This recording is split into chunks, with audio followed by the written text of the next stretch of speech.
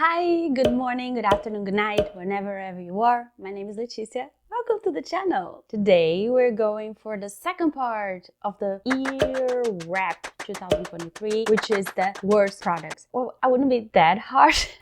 Okay, I do have some products that were just like bad, but I also have, like I did in the previous video, the ones that are just not as well used, let's say, and I'm going to tell you a little bit about them and why. So if you're interested, let's just right in. I'm not 100% sure why I was off center. Also, last video, the image quality was a little bit off. I hope I fixed it in this video. I'm sorry about that. I don't know what happens. I'm still figuring out the settings of OBS, but I hope that today you have a better experience, a better quality video. Just to let you guys know, this look was built mostly with the worst and less used, and well, hopefully you can see why. It's not that they are bad products, it's just they're a little more difficult to work with. So let's just jump in, right? Okay, first category, like last video, would be primers. And I have a basket of goodies for you. Oh, not so goodies, actually baddies, I guess. Okay, also, sorry for the lighting. I live in Toronto, Canada. It's gloomy outside. I do not control that kind of thing. I'm trying to do the best with my lighting, but I don't know, you can only do so much. So my least used primer was actually, well, primers were very weird for me this year because I tried really hard the things on my probation box that now it's empty. In the end, this primer got to be used a lot, but it's the worst, which is the Ruby Rose Skin Primer Facial blah, blah, blah. The thing is a silicone primer, and it's supposed to be that kind of primer that is gonna fill your pores, right? But I feel like it's mostly silicones, but it fights so badly with my makeup. Like I usually use, around this area because most people like me have most of the big pores around this cheek areas, around the nose, and it's just like my makeup never looks good after a while, or sometimes even after application when I use this. And it sounds perfect, but it's not. I don't know what goes on with this. I know this is Brazilian makeup, probably hard for you to find, but that's all to say that this was my worst but not least used. But I'm kind of curious to, try more of this kind of silicone primers. I remember I love the one from Benefit, and I do have big pores here, and they are bothering me a little bit when I apply makeup. Most of the makeup I'm applying is being generous to this area, but not generous enough. So maybe I will get one of those because I'm very curious if I just don't like these types of primers anymore, or if this is the problem. And anyways, I forgot to tell you about this, but it's gonna be a mini declutter speed reviews too, because since I'm already giving you guys the tea, I'm going to do more declutter. Yes, I am. More declutter. I'm just really inspired to try to keep it to only the things I like. Not gonna declutter necessarily everything I use very little, because some of the things are just, kind of hard to use every day. But when it comes to this kind of bad thing that is not giving me the results I want, it's a no. So this is decluttering time. I guess I'm gonna put it back into the probation box just to make it easy because my other box is already full. But the probation is going to be declutter. And my least used primer was, like I said in the other video, the Milk Grip, which is not to say that it's bad. I love it, but because I bought a cheaper version, which is the e.l.f. one, I end up using the e.l.f. and not the Milk, which is kind of silly of me because the Milk, might go bad. So I'm going to try to change it this year, and I'll be waiting for, the right occasion to use the expensive makeup, because it's going to go bad, expensive or cheap. It's going bad, so I have to use it. So foundation and CC cream is kind of like one category because I don't have enough of them. Oh. Okay, this is not like the worst product ever. It was recommended by my esthetician, and it's actually because I was going through a very bad acne phase, and I actually like it. I just think for me right now it's too drying because I started spironolactone in the beginning of the year. So I basically can't use this. I can't reach for it because it just dries up my face too much for this.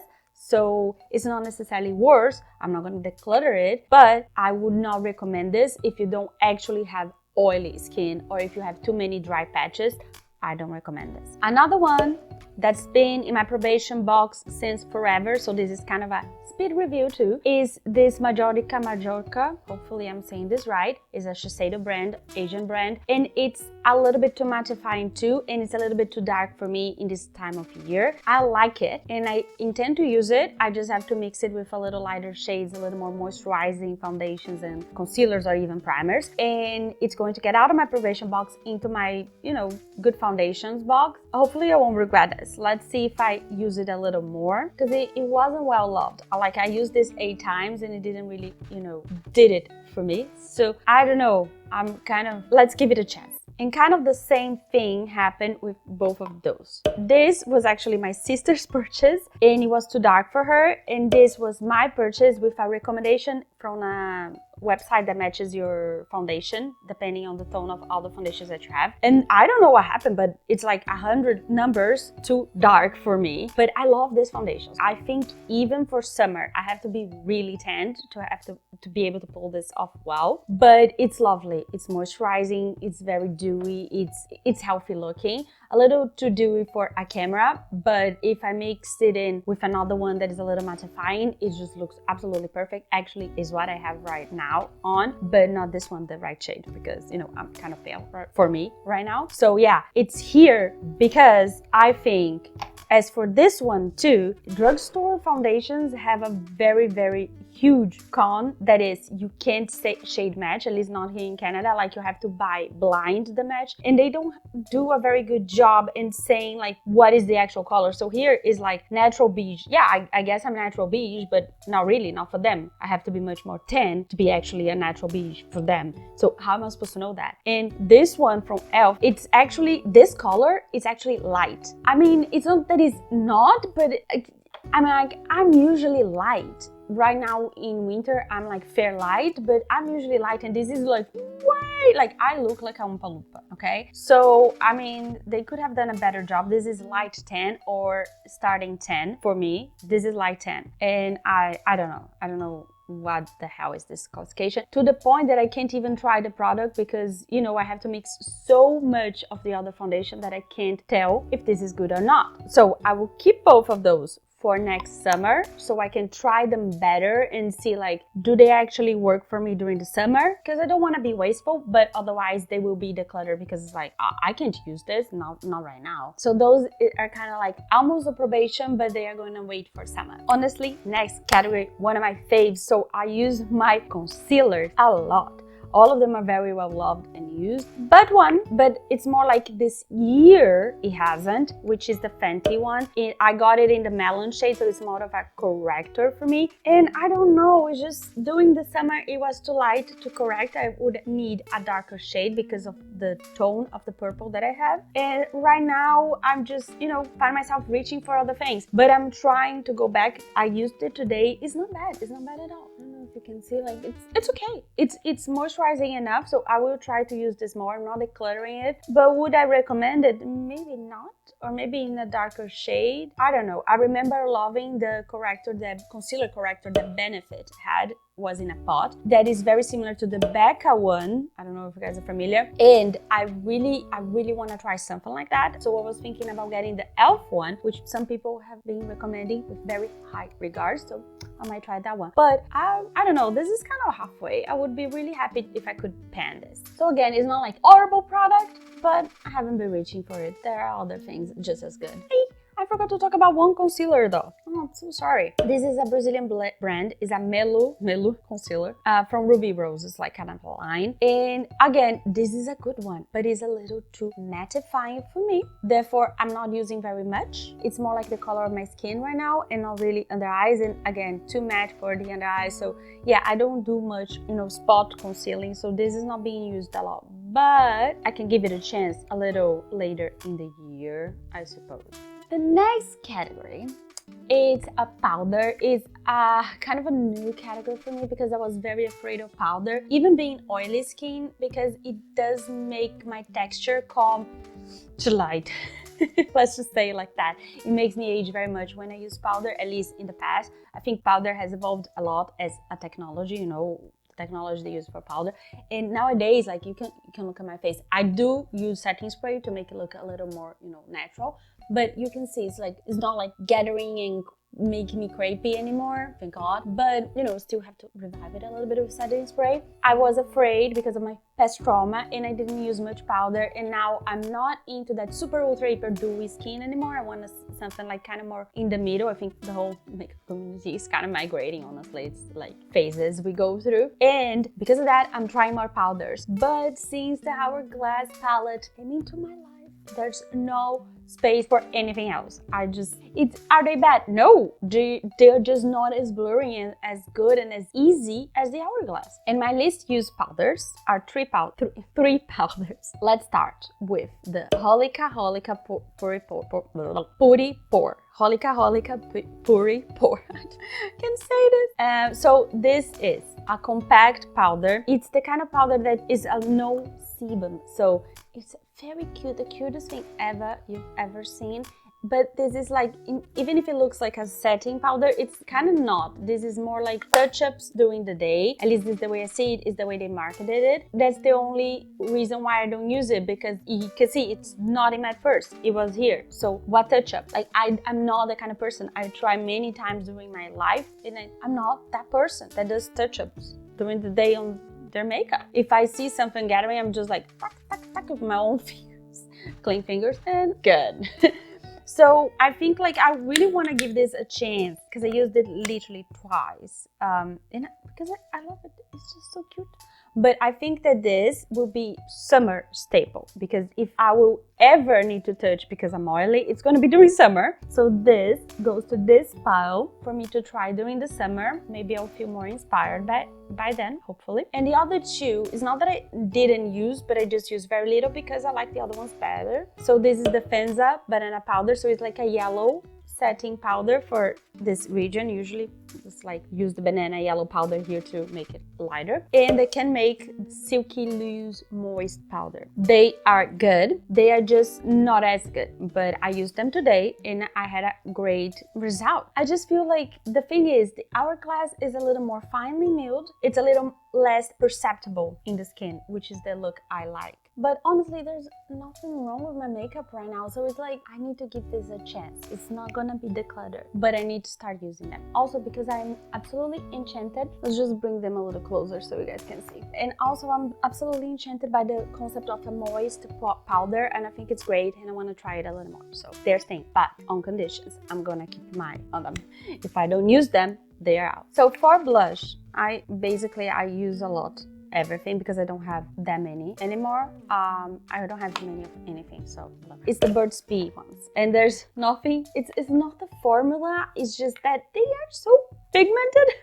And also, like, this color is really good, but it's a little more warm, a little warmer than I would like. I have to be careful because it's loose in the pan. This color is called Fresh Apricot, and that's what it is. But I'm cool tone, so this can pull a little bit too peachy for me. And this one is the very famous Toasted Cinnamon, and that's why I got it, because I wanted to know what the hype was. And again, it's not the formula, is that it's orange, and I can use it, but it has to be with a very light hand. I have only those two today, and they look great. I had to apply much more of this and a little bit of this, and then blend a little bit with the whatever was left on my powder brush, just to, you know, blend it. Honestly, I'm surprised. I should be using them more because they are not looking that warm. But at some point in the year, this was looking absolutely orange on me and really weird. So Oompa Loompa, I don't want to be. But good products, so they're not gonna be decluttered. Now, I don't have enough bronzers or contours to even have like a worst,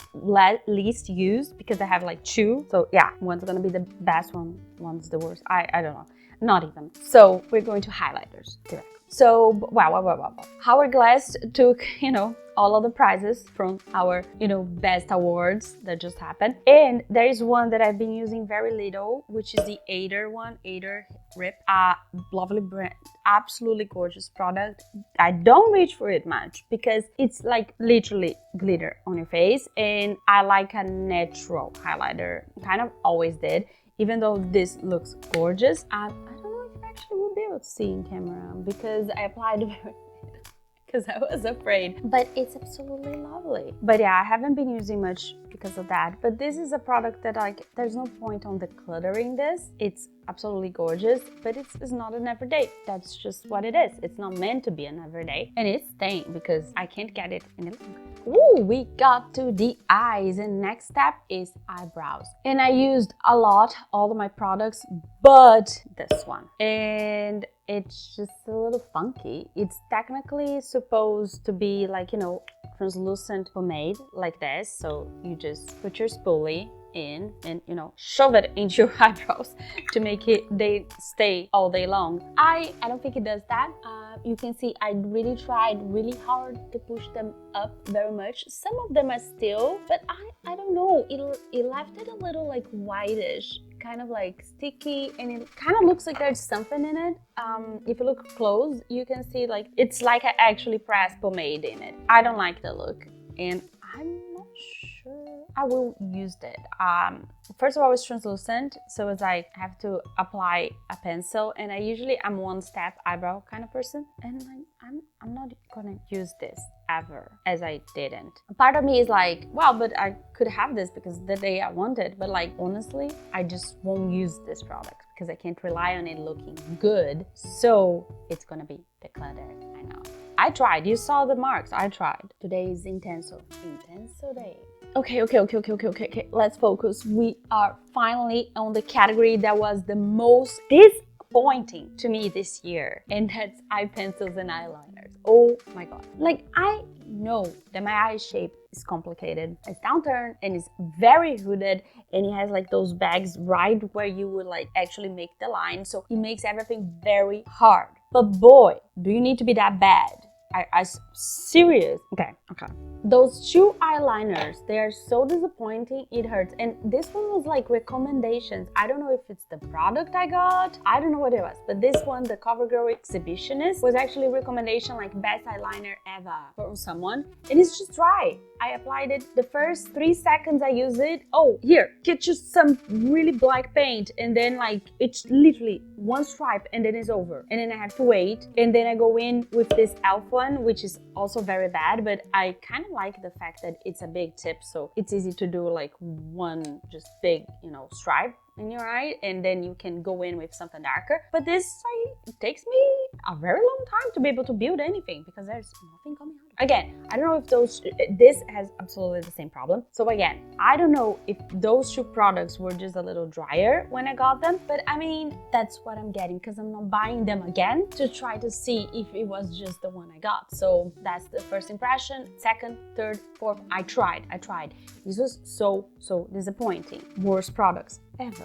Then we need to talk about something that I bought recently because I want blue eyeliners, and I went through Amazon looking at drugstore eyeliners, and I was following recommendations like most purchase, best stars, more recommendation, and I come across to this Revlon Color Stay, and I actually think this is also has also good recommendations from other, you know, YouTubers and stuff. So I was like, okay, everyone's talking about it, let's try. And I got it in Black Violet. Let me see. It looks good here, right? In the eyes, looks bad. It doesn't build up. I know this is kind of like a kohl because it has this smudging tip, but it just doesn't do anything. I swear to God, I'll try once or twice more, but it's probably gonna be declutter. I can't.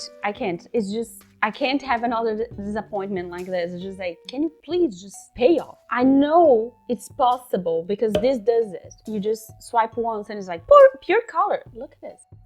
It's what I have right now in the outer corner. It's just, I swear, I swiped once, then twice to do a little edge, and it's done. Why can't everyone be like that? But this is the least used in the year.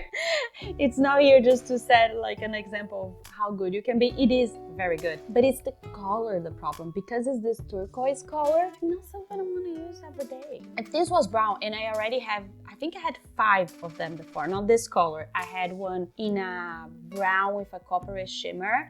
I had purple, I have olive green, but the small ones, and the big one was only the brown one. I used them up, the entire thing, all of them. So I know how good this is and I know that I can use it a lot. It's just like the color was, you know, I took a chance and it turns out I don't use it that much. Electric Empire is not that common for me to use as a shade, but I do recommend it. It's gorgeous, it's magnific, but I'm not gonna declutter it because, you know, you can just sharpen it and keep using it, but not the best color to, you know, if you're not a fan of like very colorful eyes daily, and even then you might want to vary colors. So now we have to talk about eyeshadows, palettes, eyeshadows. That's where we are now. And I feel like I try to use everything very harmoniously and very divided harmoniously between all of them, but I'm not succeeding. And while there are some palettes that I use less, but I cannot even think about parting with them, there are some palettes that are just like, eh? For the ones that I don't use much, but it's because they are colorful, even though they're absolutely gorgeous, it's just because I don't use colorful eyes every day. But when I do, those are the ones I reach for. It's the absolutely gorgeous Club Nebula from Kaleidos. It's a collaboration with Angelica Nyqvist. Oh my god, I'm so sorry, I'm going to butcher her name. But it's absolutely gorgeous. I love her as a YouTuber. Her makeup is absolutely gorgeous. And the palette is absolutely gorgeous. The palette itself and the shades too. Look at this. I mean, you can see that they are well loved, hopefully. I love them. And if I have to go for something, this is what I'm going for. Another one is my actually built palette. I built it, like I've got the palette to put my singles on from Amazon. And I have depotted a lot of Juvia's Place, 3 palettes. The pinks, the mauves, and the berries, which I love and I use it a lot. Yeah, some of them broke when I depotted, but it's great. Then I have some more Cleona, and some JD Glow, and I love them. Do I use them daily? No, but I absolutely no parting with them because they're absolutely gorgeous. It's just because, you know, they are a lot. It's not every day that I want to pack this bunch, you know. it's a lot. So what I'm saying is that it's okay that I didn't use them that much, but there are some other ones that, for example, this, I loved it when I bought it and the quality is amazing, but I don't remember to use this. I feel like because usually I want to use browns as outer corners and those browns are a little too warm for me and blacks are not my go-to. I end up not using this, but to its merit, this is how I discovered that red eyeshadow looks very good on me and that it's actually very much of a comfort zone for me, and that this type of glitter can exist, the glitter with silicone already in itself, so you don't have to apply anything so it will stay. This is absolutely gorgeous. I know you can't get it anymore, but I'm just saying, like, I kind of forget about it because the base shades are so warm, all of this. I don't end up reaching for it because I'll always have to reach something else. So. But it's a lovely palette. And I don't think I would declutter this because, you know, you can't even get this anymore. It has great memories. I just moved to Canada. It was the first time I was actually able to purchase a makeup that was a collaboration from a YouTuber that I follow and loved, which was, you know, is Tati. I mean, I can't part of that, as I can't part with the Club Nebula even if I wanted. It's kind of like a memory piece, so it's staying. But there is one that is not a big disappointment from this year, but it has been since I bought it. I kind of regret buying it, I'll be honest, and it's the one I have in my eyes right now, and it was hard for me to make this look work. It's just the color story. This is the Pat McGrath Labs Mothership Mega Celestial Odyssey. So I wanted a Pat McGrath palette, but it's ridiculously expensive and out of reach for me. So when she came out of this, was I think the first Christmas edition, I was like, yes, I finally got to try Pat McGrath for a price that I can afford, less than $100, that is. Man, it's just like, I looked at the color story, but I think I kind of ignored it back then. I was like, no, those are going to be awesome. They are awesome. Like, honestly, this shade is one of the most beautiful things, most beautiful toppers I've ever seen. It's hard to tell from this, you know, angle. You have to really like feel them. I'm using this one today, this one, this brown, and this one. And it's just, I don't know, can you tell the color story is really hard? It's not very cohesive. It's not really a color story. It's like, oh, I want one fun shade today, let's get this. Because all the mattes, which are not much, you hear this and this one, and then you have this rosy and this brown, they are are so warm. They don't look good on me. It's just such a warm palette. That might be the reason why I don't use it a lot, because it's not for my coloring. And back then when I bought it, I wasn't conscious of that. I actually pretty much thought I was a warm tone person. Anyways, no comments. But yeah, does it speak of the quality? No, I think it's a little bit the quality of the color story. It's hard to make looks work out of this without reaching for anything else. It's very hard, at least for me. Maybe you have another level of artistry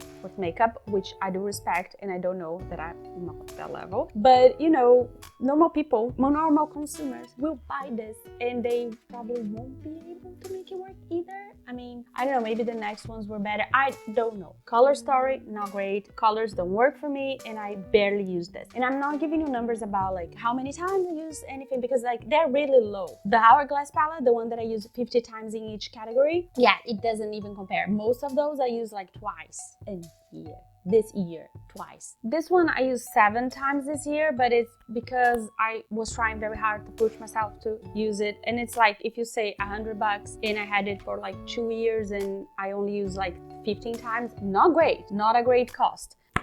Will I declutter this? No, because this is Pat McGrath and it looks gorgeous, but do I regret it? Yes. If I could sell it or give it to someone that I know it would use it a lot, I would. Because I'm 100% sure that anyone basically could use this more than I, but I don't know anyone like that or that wants to buy it. So there you go. A category that you probably did not foresee it is glitters. I got this glitter from MAC 2 or 3 years ago, was doing COVID. Is it beautiful? Absolutely. Do I use it? Absolutely not. Because you have to apply glitter Glue before, and even got the glitter glue, but it's just so much. And when am I going to Carnival? I don't know why I did this. because this is pink.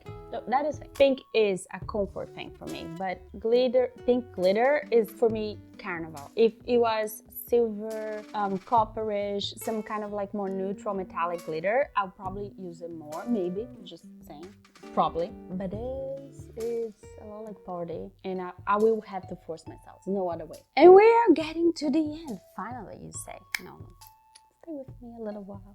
A little more, a little longer. But that's why I do it, guys. I feel like building a community, being able to feel like you're talking to your best friend, your bestie about makeup and all this stuff, like that's what I live for. I wish I had more friends that like makeup. Most of them don't. But, you know, hopefully we're trying to build a community and it's working. Anyways, mascaras. Mascaras that failed me are decluttered. The e.l.f. Big was a recommendation from a YouTuber. I think Minimalist posted really liked it, and I was like, yes, let's get it. And it, for the first 2 weeks, was great, and then it was just so clumpy. I think it's a style though. I think she likes it, and I hate it. I like it when it's more natural and not a clamp visible. So I like more like elongating and like dividing mascaras, while she likes more, you know, clumpy ones, volumizing ones. So that was a disappointment. Long gone. Hated, hated, hated. And there are also some other honorable mentions here that are not honorable at all. I hate them. So I tried primers. I don't know how to use primers. Those are white primers and they are absolutely horrid because I don't know, they don't do anything except for coloring your eyelashes white, and then you can't cover them with black. I don't know, maybe I'm just very dumb and I don't know how to use it. Yes, it could be. It could very well be. I tried many times. I tried even Googling to see if someone could teach me how to use them, and I got nothing. So I have the Essence one, which is even worse than anything else, which is bye. And I have this Majolica one, which has fibers in it, and I really want to make it work because it's really interesting concept, but it does clump my, like it does have fibers up. I'm not sure you're going to be able to see, I hope so. Because it has so much product in the brush, which is also the problem with this Can Make one. It can get very out of hand very fast, very heavy too in the roots. It's like, I can't get a very good application with them. They are good products, but I don't think they work for me. Do I want to give this more tries? Yes. It's like something we can't give up. And this one, the Can Make one, is burgundy one, and I want it to work so badly because it looks gorgeous. And this is staying because I will use it. No, I did use it many times. It's just like usually it's a more creative look. It's not like just a normal day kind of look. So I don't use this often, but I do use it. This one, I can't make it work. I will try though. I will give it a couple more tries and that's it. The essence was absolutely not worth it. It's like a white mascara and that's what it is. Stop. I don't have a problematic lip liner to show you, but I do have one that I'm so dismotivated to use, and it's the L'Oreal Color Rich in this Strike a Matte. I think that match. So I ruined the pun, but it's basically this fuchsia color, which I love in my lips. Well, I used to. It was almost like signature color, you know, like red is now. The magenta lips was like a thing. I love it. I can pull it off. I love how I look, but that's because I had a liquid lipstick from Kat Von D that was in the perfect magenta. And it's obviously very old. They don't even make it anymore.